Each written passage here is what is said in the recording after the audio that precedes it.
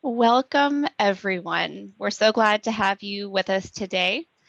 This is a side session along the 2021 OECD Minerals Forum. Today, we'll be talking about collaboration and benchmarking between good practice mining and metal standards. My name's Leah Butler. I'm Vice President of Responsible Sourcing at the Responsible Business Alliance, and I'm quite pleased to serve as your moderator today. This session will provide an overview of the equivalency benchmarking tools that are available to stakeholders and customers who are conducting due diligence in their supply chains, providing an opportunity to discuss how these kinds of tools support more effective and responsible sourcing. We've got a fantastic lineup of speakers today, which I will introduce momentarily.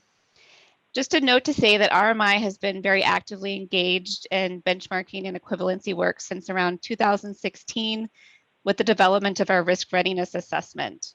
This is a standard or tool that's fundamentally based on benchmarking of standards in the minerals and mining space and representative of good management practices.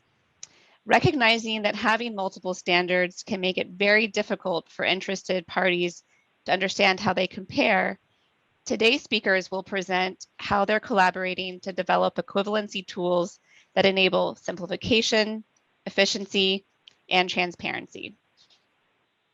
With that, let me go through a few housekeeping items and then get to our speakers. So first and foremost, the session is being recorded and will be made available on ICMM's website. Secondly, we want this to be interactive, so please do submit questions via the Q&A function at the bottom of the screen. And should you have any technical difficulties, we have colleagues here, Jojo Yexley, who you can send any technical questions through the Q&A functionality. So with that, I'd like to introduce our panel today, starting with Aidan Davey, who is the Chief Operating Officer at ICMM. Aidan joined ICMM in June 27, and as COO, he's responsible for strategy development and implementation. He also leads ICMM's work on environmental issues, including the management of issues relating to biodiversity, climate change, mine closure, tailings, and water. Welcome, Aidan. Next, we'll turn to Terry Heyman. Terry is the CFO at the World Gold Council and has broad experience across the gold supply chain. In addition to his role as CFO and company secretary, Terry also oversees the World Gold Council's ESG initiatives, including development of the Responsible Gold Mining Principles, the Conflict-Free Gold Standard, and the guidance note on all-in cost, all of which support increased transparency and integrity in the gold industry. Welcome, Terry.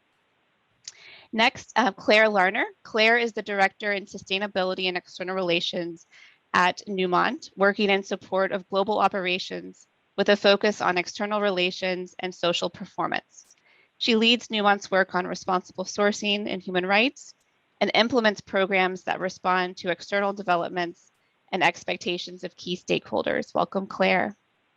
And last but not least, Alessandra Carrion, who's the purchasing manager at Ford Motor Company, where she leads the responsible material sourcing team and supply chain sustainability.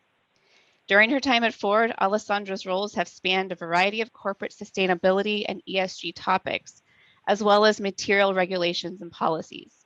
Welcome, Alessandra. With that, I would like to welcome Aidan to kind of kick us off here, talking about collaboration on benchmarking, with a question around how and why ICMM is collaborating around standards benchmarking, and how its mining principles compare to other standards in the sector that to increase transparency and enable joint implementation of standards. Over to you, Aidan. Thanks, Leah, and thanks so much for the opportunity to be a part of this important conversation. I guess, ICMM's mining principles, we recognize that they're just one of several standards for responsible mining that are out there. And as consumer and stakeholder concerns over the provenance and the production methods of metals and minerals have increased, there's been a proliferation of initiatives that establish standards for the responsible production of metals and minerals. Now, I think what each of these standards share is the objective of improving environmental, social, and governance practices at the operational level. but there are differences between them. And I think it can be difficult for interested stakeholders, such as downstream customers or investors, to readily understand those differences. So at their most basic, the equivalency benchmarks that we've been engaging collaboratively with others in producing provide a means for interested stakeholders to really understand similarities and differences between the coverage of different standards on issues of concern to them. But I guess, that still leaves the question of why did we initiate this work? And I think it was motivated firstly by our strengthened membership requirements, the ICMM mining principles, which we launched at the start of last year. Now, the mining principles define what we think of as good practice environmental, social, and governance requirements for the industry through a comprehensive set of performance expectations that members must implement. And that's supported by robust site-level validation, transparent disclosure of the outcomes, and then credible assurance of corporate sustainability reports.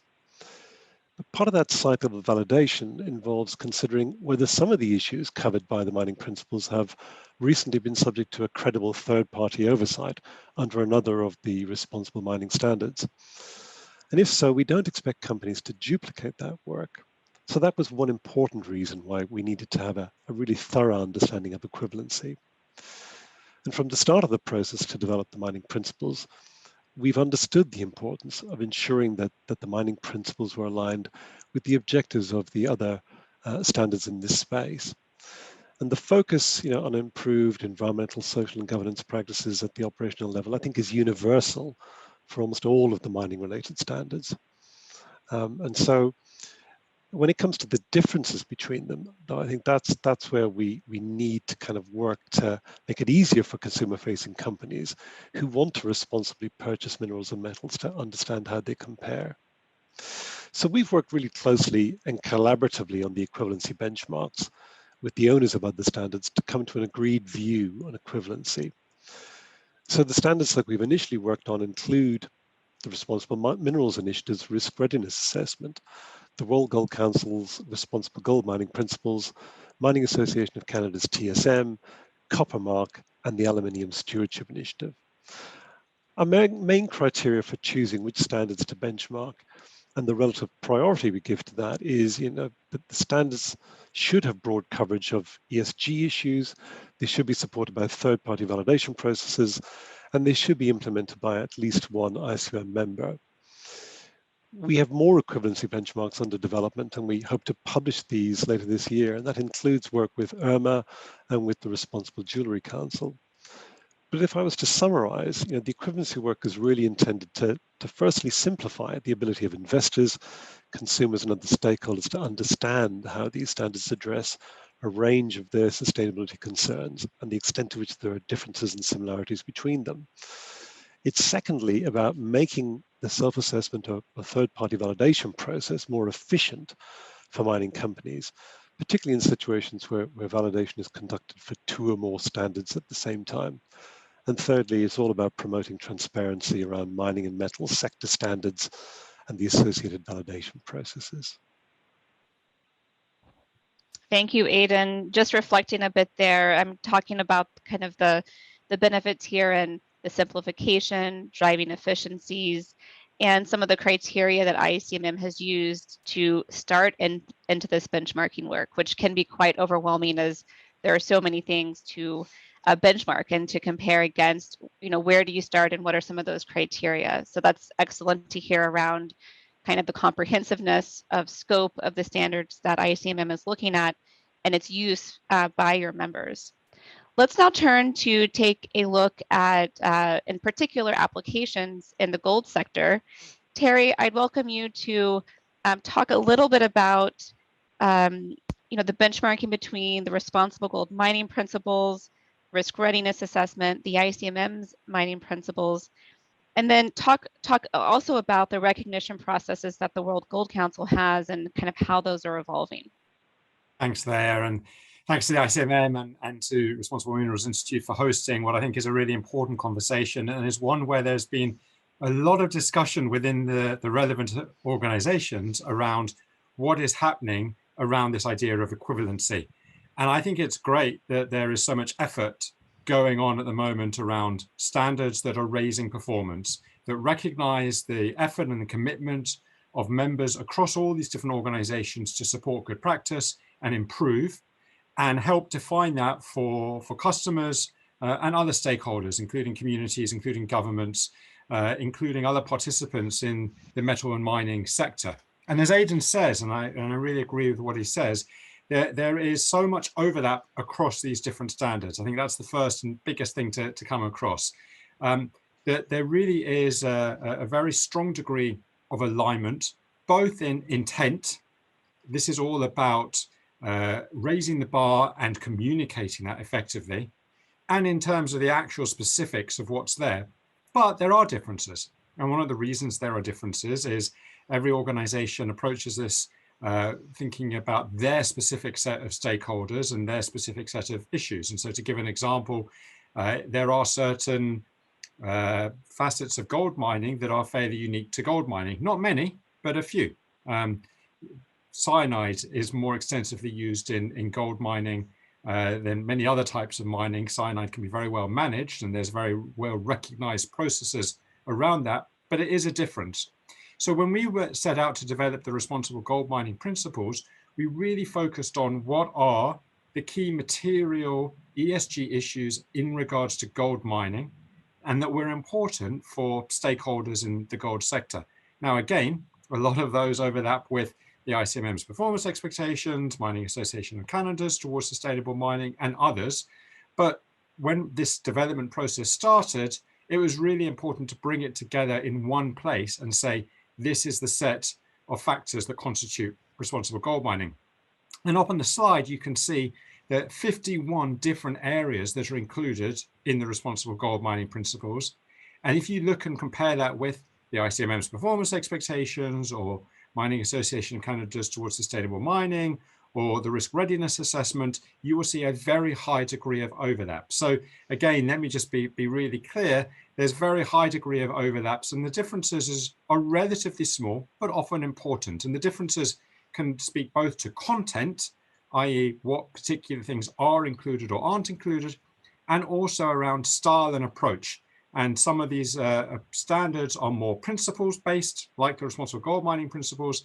Some of them are a little bit more specific in defining exactly what needs to be done.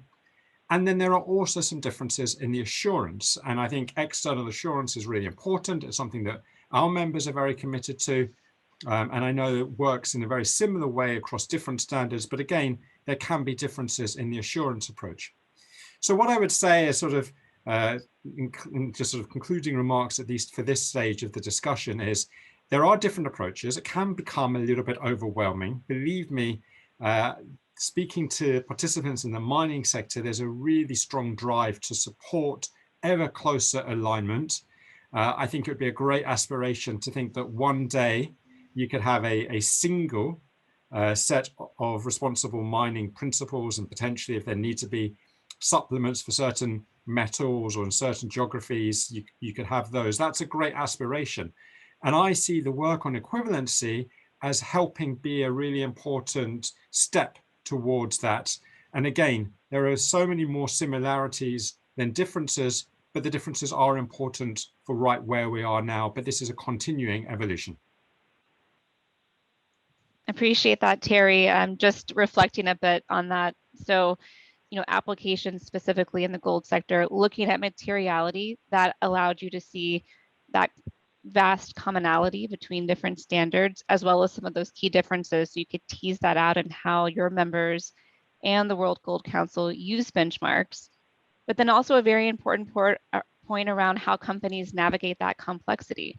And from the producer standpoint, which standard and what drives that, and this sort of longer term vision, which I think RMI would wholeheartedly agree with, around supporting alignment and eventual consolidation to provide that kind of clear direction. So that's an excellent segue over to Claire, kind of dialing down now into a company perspective from the producer side. Talk a little bit about, practically speaking, how does Newmont use these benchmarking tools in its own practices and its own decision making, and how these kinds of benchmarks, whether for self-assessments or independent validation, kind of work in practice? Yeah, great. Thank you, Leah, and thank you so much for the invitation. I think the composition of this panel really reflects the maturity of the discussion around performance expectations along the value chain in recent years. I don't think a couple of years ago you would have seen the mining industry on a panel with downstream actors like Ford. So I really appreciate the invitation to tell you a little bit about our reporting and assurance work, how that fits within our broader responsible sourcing strategy, and then how we've used the equivalency assessments to inform our own tool and Newmont's own protocol. And I'll come on to the specifics of that tool shortly, but just to give you a little bit of background, we all know that site level reporting and assurance is increasingly seen as a key performance indicator, a key sustainability performance indicator. And we hear that from all of our stakeholders, from investors, from NGOs, from communities, and others. So when we developed our responsible sourcing strategy in 2018, it was really in response to those greater demands for transparency along the value chain, with a particular focus on specific risk categories, on performance standards, and then on reporting and assurance approaches. So as an upstream company, our goal is to be a responsible source of gold through operational performance, through value chain management, and through reporting and assurance that's aligned to the expectations of our key stakeholders and that drives improved performance on the ground. So we have collaborated with industry peers through the associations on this call, through ICMM, through the World Gold Council, through RMI, to really define what a good social and environmental performance looks like and what transparency around that performance needs to look like. So this slide, which I won't go into in detail, I wanted to show you how many acronyms we like to use in the mining industry and especially in Newmont, but wanted to talk a little bit about our combined voluntary commitments assessment and how that fits alongside some of our other programs you can see here. So this is one piece of many that we look at, and I'll come into the details of that tool, as I said, shortly. But it sits alongside other assurance pieces that we have. So we conduct independent assurance on our sustainability report beyond the mine. We also assure individual data sets. So for example, data around human rights or data around greenhouse gas emissions, for example, that's all part of our assurance program and published in our sustainability report. And then we have audit programs that sit alongside our CBCA program. So we audit not just our compliance with regulatory obligations or permitting obligations, but also any commitments that we've made through voluntary agreements. And we have those in place with a number of communities where we operate. We also have a technical standards audit program that looks at our 16 or so social and environmental standards. And there's an audit program around that piece as well. And then all of these pieces are supported and underpinned by systems and processes which manage, monitor and track compliance.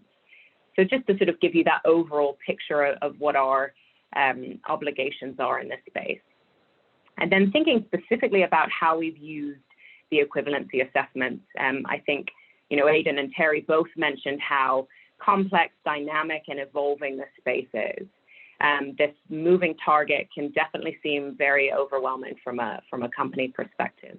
If you looked just at the ICMM, World Gold Council, and RMI's requirements, there are over 120 requirements between just those three organizations. If you then added in TSM, you probably at least double that number. So the equivalency assessments were absolutely essential for us to consolidate some of those requirements. And they gave us, firstly, an interpretation of requirements, which was incredibly useful, but also comfort that there was organizational alignment between the standard setters. So again, very, very useful for us. We also know that there was a significant amount of work that went into those equivalency assessments, and we really, really do appreciate it from all of the organizations. So just a little bit about Newmont's tool very briefly. I mentioned it's one tool or one protocol which covers multiple obligations. It has a specific methodology, it's supported by guidance and reporting templates, and then it's overlaid with a governance process. It was developed based on the equivalency work. It was refined based on a pilot assessment conducted in one of our sites in Ghana in 2019, and then looked really at an analysis of the methodological requirements from the various organizations and what the third-party assurance provider needs were.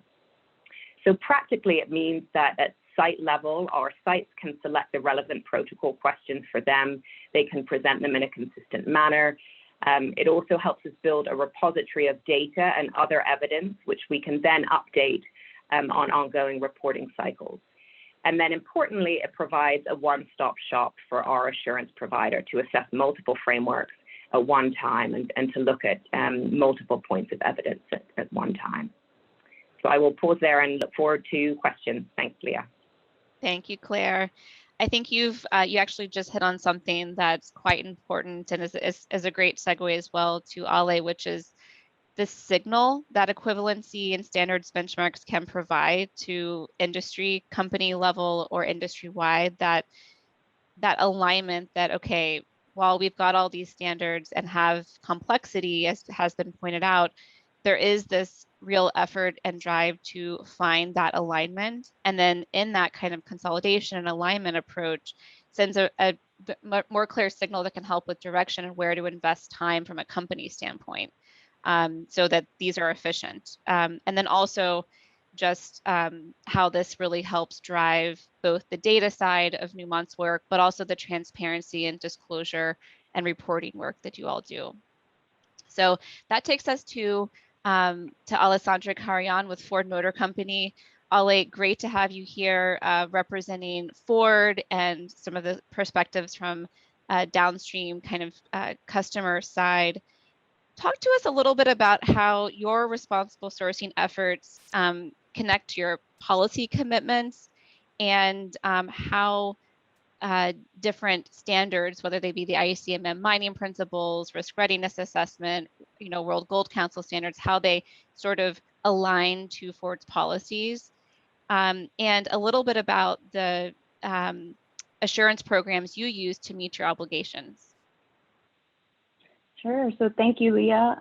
I also want to echo Claire's opening statements that the composition of this panel definitely reflects a change and a shift in the way downstream companies are thinking about these assurance programs. And so I'm happy to share our downstream perspective, but despite the physical proximity of the supply chain not changing, I think the fact that downstream companies like Ford are getting closer to this level of supply chain management and assurance is really indicative of what's going on globally and outside of our own internal management, right? So I guess with that, I'll open to say that our responsible sourcing objectives at Ford are based on our corporate aspiration to source only responsibly produced materials. And so if you think about what's going on within our industry and our company are increasingly held to the growing expectation from external stakeholders like NGOs or customers, investors, government entities to achieve transparency across our supply chain for all commodities. And if we consider anticipated changes like the EU due diligence legislation, the need to achieve this transparency will have to occur at massive scale very quickly.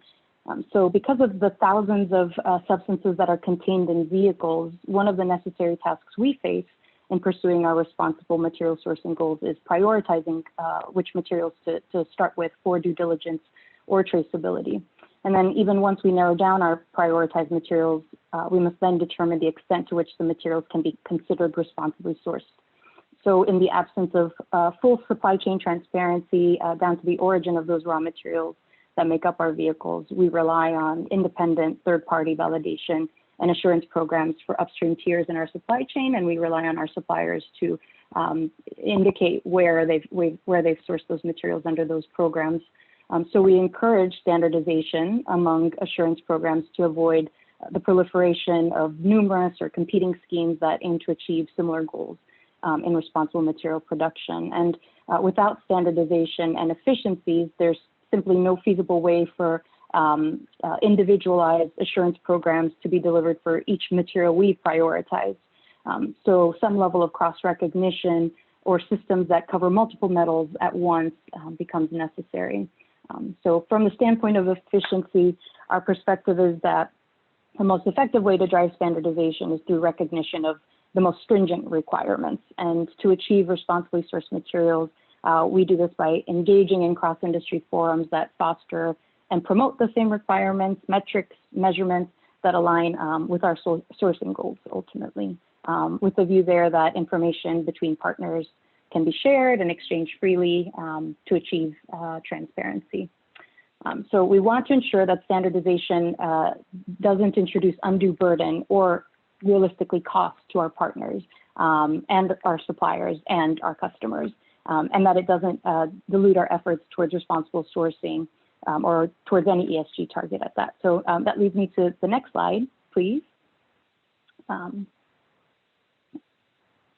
Thank you. The size, depth, and breadth of our supply base requires us to work across industries with multiple stakeholders, as I said, and to enact the desired level of change. And in turn, we encourage the same cross-industry, multi-stakeholder engagement from our suppliers. So what this engagement means for Ford is that we lean on organizations like the ones listed here and to which we belong as members to leverage their networks within their respective ecosystems or sort of focus in the supply chain to ensure representation from various sectors in both developing and then applying the assurance processes. So in practical terms for Ford, assurance processes appear in our supply-based requirements in a few ways. So first, we require use of smelters and refiners that have been validated as conformant to an independent third-party responsible mineral sourcing validation program.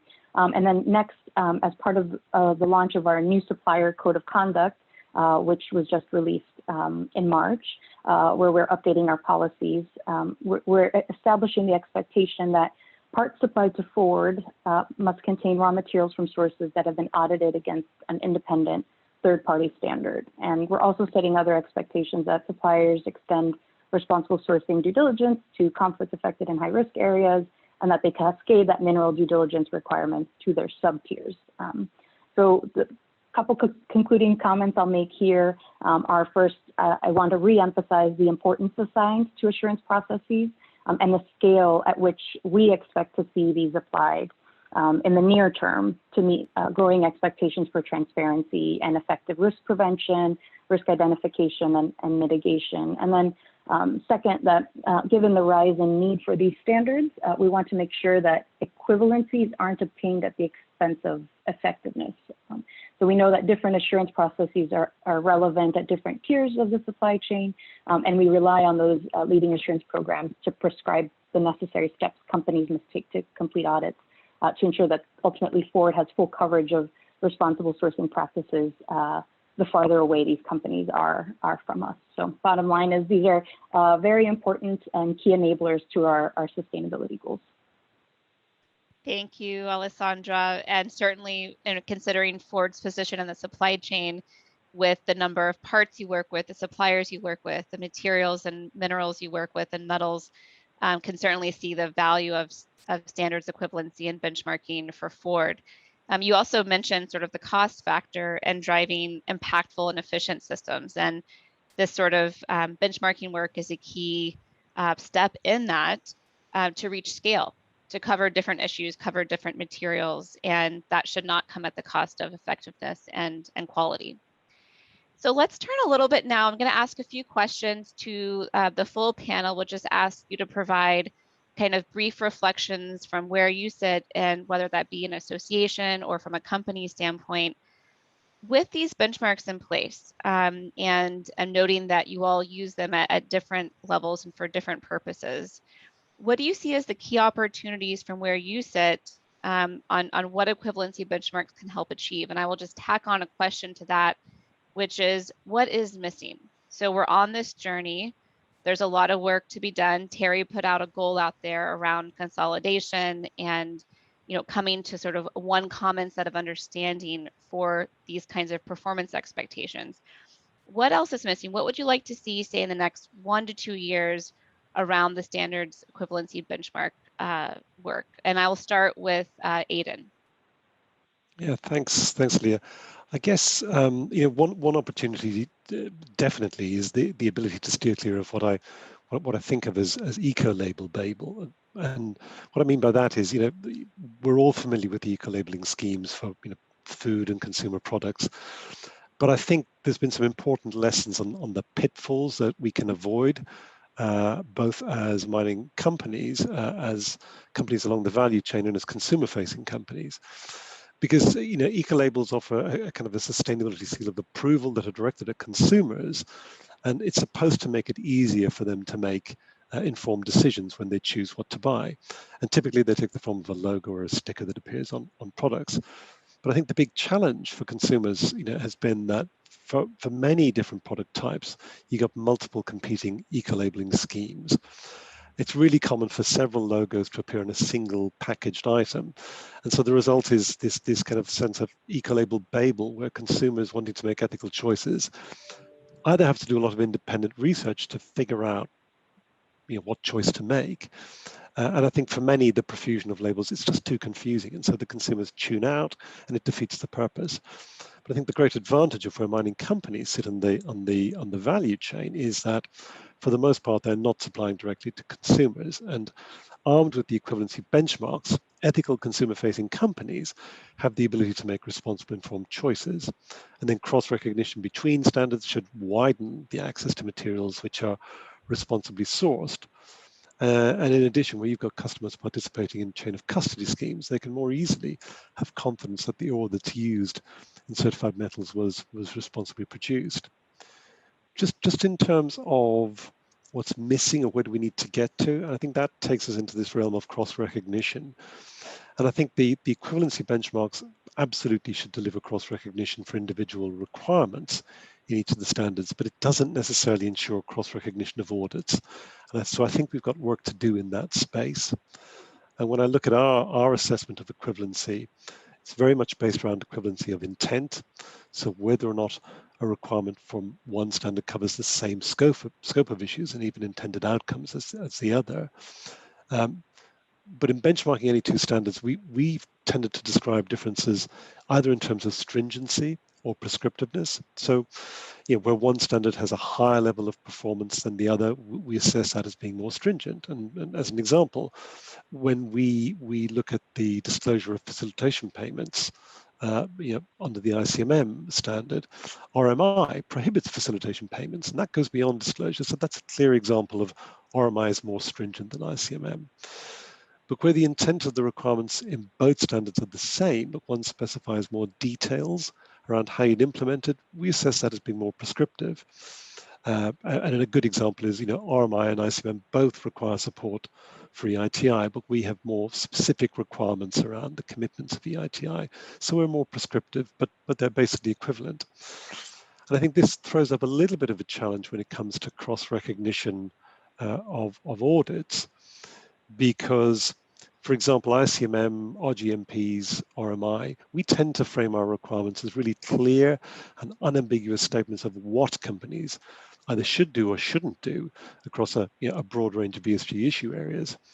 But in contrast, some of the standards are more prescriptive and specify how companies should do that in greater detail. A little bit similar to an audit protocol in some respects, and that would include, say, TSM and IRMA. And it's not that one is better or one is worse, it's just they're different. And in those situations, I think some owners of the more prescriptive standards, they may be unwilling to cross-recognize the outcome of audits as equivalent. So I think we've got more work to do in that space. Aidan, you are just a wealth of knowledge on how all of this works and some of those particularities. And, I think that really just points to also the learning journey that we're all on, and also the publication of that information. I think ICMM has taken the charge too in publishing a lot of these benchmark results with updates over time, engaging different organizations so that we can all kind of learn together, and then in hope this results of this work actually helps shape the further evolution of those standards so that we can drive that consistency and alignment once we find out those prescriptiveness and stringency kind of differences. Thanks for sharing that. Terry, over to you. What is needed? What would you like to see? Well, look, I think Aidan's already spoken to it very eloquently, and I would only reinforce a lot of the points he's mentioned. What I do think is really important is, to the intent point, any company that signed up to one of these standards is really committed to, should be really committed to, operating to high levels of ESG performance. And certainly the members of the World Gold Council all came and said, you know what, this is really important. This is a membership requirement. That was different to us, and just the nature of how the World Gold Council is set up hasn't really, initially isn't focused on mining, it's focused on the market. But the members collectively said, this is really important. It is a condition of membership. And I know that that's the case elsewhere as well. And I think that message about commitment to responsible mining standards, and yes, there are some differences as we've discussed, but that commitment and that real positive contribution that responsible mining can bring is important. And let's not lose sight of that in all of the detail. And sometimes it does get quite detailed around the small differences between certain standards and details between assurance approaches and how that works. And I'm fully on board with Claire and her call to say, look how much we're having to do in terms of managing these different processes and the administrative burden that goes with that. And what I really hope is that every mining company on the planet commits to responsible mining, and that is well understood and clearly really important that stakeholders up and down the supply chain and broader communities and governments understand what that mining company is doing and are able to hold them to account, but that companies like Newmont and others are able to put time and effort into delivering value to the communities and the countries where they are hosted that goes beyond compliance with auditing standards. Now, I'm not saying it's not important, it is, but I'd like to get to a place where rather than the hours that are spent doing the kind of the micro, all right, alignment between all these different things, you're actually putting that effort into really supporting the host communities and host countries. We have a very strong belief that responsibly undertaken mining contributes to meaningful and sustained social and economic development. And that is an important part of this whole story. That is important for customers to understand that, yes, you have to undertake mining responsibly, but think about the bigger picture. And I hope that through the work on equivalency, we can progress it to a point where it becomes streamlined and effective for companies that are implementing multiple standards. And as we've discussed, at the moment, there are good reasons and understandable reasons why that happens, but also that this creates the platform for a richer dialogue around why these companies are benefiting the communities that they are part of, and that can also be conveyed along the supply chain, because very often that information isn't. And it's a really important part of the aspect of around responsible mining is the positive impact, as well as how you mitigate some of the risks associated with mining. Thank you, Terry. Important point there that I think, cannot be overemphasized, which is accessibility for the entire mining community and supply chain to these standards, to bring others along. That vision of one day, all mining companies having subscribed to those commitments and performance commitments, and what is the role of equivalency and benchmarking in making that possible? So making those standards accessible so we get those commitments and then can drive those improvements from the companies that are engaged today. And I'm speaking for mining companies all the way down to the downstream to that full supply chain. I think that's important to keep in mind. And I do think there's a role for equivalency in facilitating that. So Claire, over to you. What else is missing? What can you build on from what Aidan and Terry have mentioned? Yeah, thanks, Leah. And I think just in terms of opportunities, we have really, really appreciated the open and transparent way that ICMM, the World Gold Council, RMI, and others have gone about these equivalency assessments. So that collaboration has been incredibly important for us. I think, any further consolidation is incredibly valuable, and Aidan and Terry have both talked about this. We want our folks at the site level really focused on improving performance not just on reporting. And so they all have very, very busy day jobs. And it's very rare that we would have an individual that's just focused on reporting at the site level. So they're really focused on those performance improvements, as they should be. And so any kind of consolidation in the reporting space is really welcome. I think the equivalencies have done a lot of work around, mapping specific indicators to other indicators and other frameworks. There could be more work around the actual methodological alignment. So just for example, around site visits or the cadence of validation assessments, they do differ slightly between some frameworks. So just to give you an example, ICMM performance expectation validation process allows for that sort of risk-based flexibility around what site visits look like and what third-party validation of self-assessments look like. World Goal Council asks us to cover, to do site visits, cover all of our sites in a 3-year rotational basis. So I think there's some more alignment that could happen there that would be incredibly helpful. And then I think this intent point that both Aidan and Terry mentioned is really important. So how do we not get hung up on the nuances of some of the language of the requirements and really say, if the intent of this indicator is met by one framework, that will give us credit for the other frameworks. Not to get too hung up in the very, very detailed nuances of some of the requirements. I think that would be incredibly useful. I think there's more work to be done as specific frameworks come out or as new global standards come out. And I'm thinking of the global industry standard on tailings management, for example. Sometimes when we're looking at a specific issue, it's very difficult to map, requirement for requirement. And what might be more useful in those kind of examples is a gap assessment. So, if we're implementing ICMM principles, what more do we need to do to implement the global industry standard on tailings management and look at the gaps rather than trying to do like for like mapping? I think that would be incredibly useful. I'll stop there. Great, thank you, Claire. Very practical examples of some of the ways the benchmarking can be further improved to address how these standards are implemented on the ground and how that results in equivalency and convergence.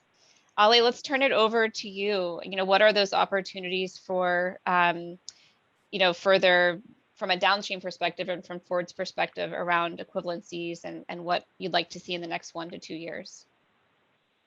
Yeah, thanks, Leah. I'll also take the opportunity to, in answering this question, address a couple of questions that came up through the Q&A about whether Ford buys commodities directly from mines, and how do we know if we're buying materials from responsibly sourced mines, or responsible mines, I should say, as I look at the question. And the reason I'll integrate that is because in thinking about what the opportunities are and what's missing, I want to sort of underscore the distance between some downstream companies like Ford from the source of these minerals. And so the first answer to the question about whether we buy directly from our commodities directly from mines or the market is we tend to buy primarily from the market. And so again, when in the question of scalability, the opportunity here really is in promoting the most stringent and transparent standard among the many standards that enables us, without that visibility to the mines, because most of the time we do not have transparency to the mines that contribute to the components that go into our vehicles, recognizing that there is an assurance process in place that is stringent, that meets our sustainability requirements, enables us then to interact with our supply chain, so our tier 1 suppliers, and obtain the level of assurance from them through their own supply-based engagement to identify or pinpoint the particular mine in question and ensure that it's meeting those standards. So the actual exercise of recognizing which mines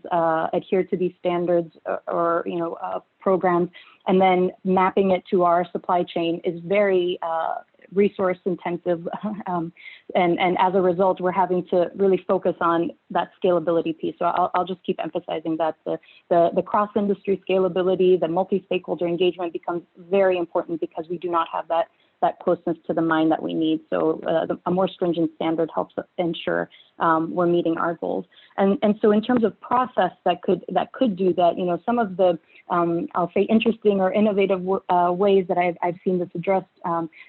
We're members of the Initiative for Responsible Mining Assurance, IRMA, and we know that they're pursuing an integrated audit approach for efficiency, so that there's a single concurrent audit that then can meet multiple programs requirements. So we often hear, again, as downstream companies, when we cascade these requirements to our supply base, that there's audit fatigue.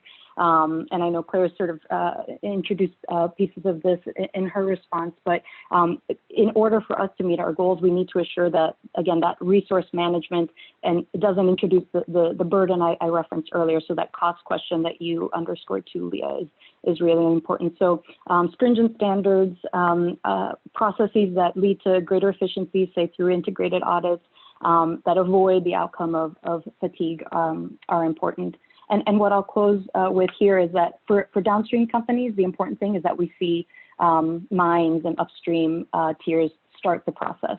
Right now, like I said earlier, it's great that we have this composition of panelists because it reflects the change in expectations. And so what we want to see as forward is that this conversation is happening, and second, that more minds are paying attention to these requirements, so that, again, we can take advantage of those responsibly sourced materials and again, not greenwash, to Aidan's point earlier, through an eco label that isn't relevant. We want to work in conjunction with the mining industry to make sure we're meeting our objectives. Great, thanks so much, Ale. A lot there too, just on how Ford connects to the furthest upstream parts of the supply chain, and actually the role of standards in that connectivity, and the kind of utilization that you have for those standards and the equivalencies to reach scale because of the number of commodities and the number of supply chains you have. We've got some great questions coming in through the audience. So the 70 plus folks on the line, please do continue to share your questions. Let's turn to those now. I'm going to maybe address this first one to Terry, but then others feel free to weigh in. And so far, how can voluntary standards bring change to the entire market? You talked about including a lot of mine sites and ultimately all of the world's producers in these efforts. Isn't there some risk of shifting material streams where premium downstream customers with stringent requirements like Ford, just buy from premium upstream producers, perhaps, for example, like Newmont, that have these standards in place without increasing the share? How do we address that issue? Look, I think it's a great question. And speaking for the gold sector, which has a fairly unique supply chain, I think it's going to be a really interesting development in what happens in the gold space over the next few years. And and I'll come to the question, but if you think about the circular economy, gold is the ultimate recyclable material. Nobody ever knowingly throws away any gold, and you can infinitely recycle gold. And so it really is this infinitely recyclable material that constantly comes back in and is recycled. So in addition to newly mined gold, you've got recycled gold. And in addition to the newly mined gold coming from producers like Newmont and other members of the World Gold Council, you also have gold coming from artisanal and small scale production. So you do have different sources of gold. And I think that it's important for the industry to promote and raise the bar. I certainly believe that for large scale miners, there are mechanisms, and the responsible gold mining principles clearly we think is designed exactly for this purpose, to validate what constitutes responsible production at large scale. And that is becoming increasingly ubiquitous across the large scale miners, in no small part because those companies recognize for them to be able to continue to have access to capital and pools of capital and just the capital markets, they need to be able to demonstrate that they are operating responsibly, as well as the customers. But sometimes, as we've heard from Alessandra, that the customers are somewhat disconnected because of the way the supply chain works. So I do think you are going to see the large part of the large-scale mining industry conform to recognized standards. And to give an analogy, and several years ago, members of the World Gold Council asked us to work in helping develop an accounting standard that speaks to the costs of production. That once that was put out, the capital market said, oh, this is really helpful. And it really quickly drove adoption. And we're seeing the similar things with the responsible gold mining principles. So capital markets and investors have a really important role to play in driving widespread adoption around responsible mining standards. But the point is still absolutely there, that you do get different sources of supply. And customers will increasingly, I think about whether it's important to them and what they care about, and whether they want to work with large-scale miners that they can understand. It's very transparent. They can understand the positive impact. Recycled gold, and there are lots of customers out there that look at recycled and go, that's an interesting proposition. Artisanal, and there are good examples of responsible artisanal gold production. And so you are looking at the potential multiple channels of gold and what that means and how that plays out. I actually think it more than anything stresses the importance for the mining sector to really make their case around the contribution and the positive impact that they have. And as I said earlier, I think there's a really strong case to be made there. And that is part of what will go into that decision-making from investors and customers along the supply chain. But I do think there will be very widespread adoption.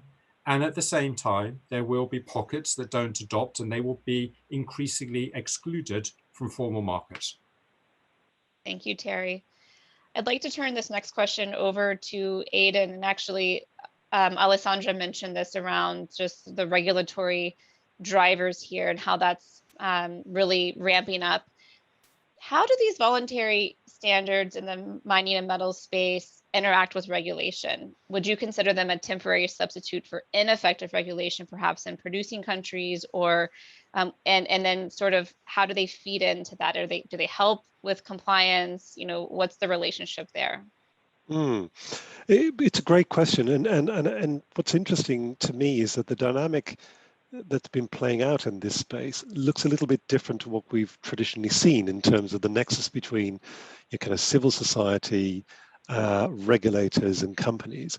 And so historically, if we think back, this is going back to almost the origins of environmental regulation, we see a dynamic whereby public outrage, often on the back of manifestly irresponsible practices, bring about pressure on regulators to effect change.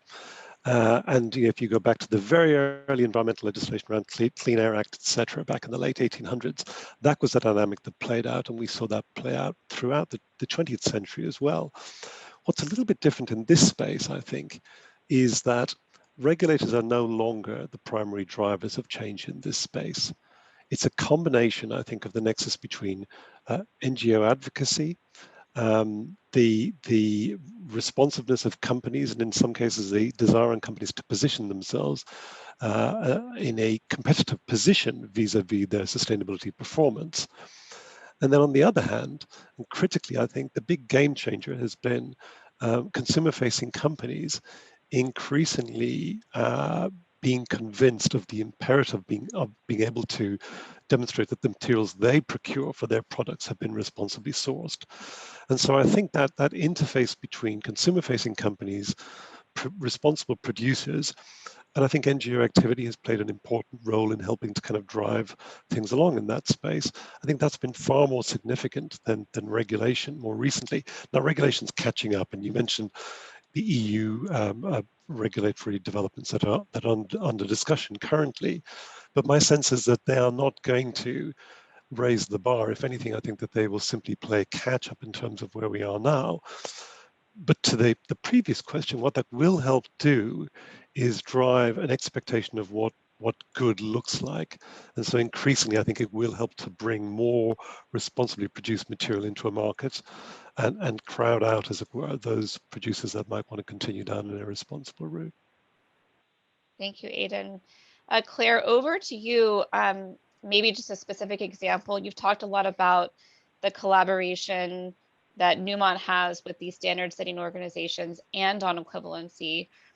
Can you shed any light on collaboration in the space between LSM and ASM and that topic around what good practice looks like, not just for the industrial scale mines, but also the important ASM producers, and how do you adapt to that, different kind of space?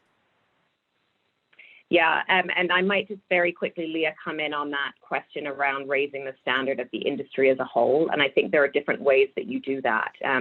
Firstly, all of these standards and frameworks are public. They're publicly available. There's nothing proprietary in there. Not only are the standards themselves public, but the consultation process to develop them was very open and collaborative. I think both ICMM and the World Gold Council had over 200 inputs during that external consultation phase. So that's how you ensure that other actors are helping shape the standards of the industry. I think you also focus on particular actors in that value chain, like refineries or smelters. So what are the standards that we would hold refineries and smelters to, and does that help improve overall performance of the value chain? So that was just a quick note on that. On the ASM piece, there's obviously global conversations that need to happen between governments, companies, NGOs, civil society. The World Gold Council is doing some great work in this space. On a very practical level, in terms of what that looks like for a company, we recognize that we may have viewed ASM as a key risk for operating, 10 years or so ago. And now we really try and look at legitimate, responsible ASM as a key opportunity and a way that we can support livelihoods and bring people out of poverty. It's easier said than done. There's a huge amount of security risks around ASM in many contexts. Just one example, in Suriname, where we have ASM, very close to our operation, we've worked very closely with ASM operators to form cooperatives so that we have, I think we use the term cooperatives, but so that we have identified key groups of ASM workers that we can engage with. And in some cases, that's thinking about what alternative livelihoods could look like. But in some cases, it's recognizing that ASM is a very legitimate livelihood for some people. And how can we raise the standard, raise health and safety standards, raise social standards, raise environmental standards? It's very challenging, but there are practical ways that you can work directly with ASM, in country and mitigate some of those risks while increasing livelihood opportunities. Great, and we've just got a few minutes left for the panel today. I want to round out here with Alessandra. We've talked a lot about how organizations have, shaping these standards, encouraging this equivalency, encouraging benchmarks that hopefully results in cross-recognition. Flipping that question a little bit to you, Alessandra, is how does the presence of these equivalencies and benchmark shape Ford's policies? Are those policies evolving as the standards landscape evolves, and how are you kind of keeping up on that? Yes, so definitely. I mentioned that we've launched a new supplier code of conduct this year. The supplier code of conduct, it reflects a lot of, to your point, Leah, a lot of the developments in terms of expectations, and is meant to give Ford space to, as I mentioned earlier, ensure that while our contracts are with our tier 1 suppliers, that we're able to cascade requirements throughout the supply chain. And one of the things that I will say that is increasingly important to us, and I guess part of the zeitgeist of this moment in terms of transparency, is the ability to ensure that there are different stakeholders represented in the development of the standards, and then, as I said earlier, also the application of it. So Aidan made a really great point. The regulatory environment is one driver, but NGO advocacy and customer demand is as important as investors as well, right? So as long as that same sort of representation of stakeholders isn't present early in the supply chain with the equivalencies, with development, with standards development, Ford will continue to be engaged, even with issues happening at the mine level. Ford is immediately implicated as a user of those materials. So I think it's so important to us, to Ford, to ensure that we're on top of this discussion and help inform it with those stakeholders at the table. Great. Well, thank you all. We are right at the top of the hour. I want to give a warm thanks to all of our panelists. Just a complete pleasure working with each of you in this work. And we've definitely got a lot of work ahead. We've been taking notes on recommendations for how to improve this work so that in 1 to 2 years, perhaps we can meet some of these needs. And I would just also encourage everyone in terms of our participants to stay engaged in this. There's a lot of good questions coming in around links to the benchmarking. Where can we find out more information? So we'll work with ICMM on that and making sure you've got that information at your fingertips. Thanks for joining us today. Hope you've enjoyed the session, and we'll hopefully see you soon.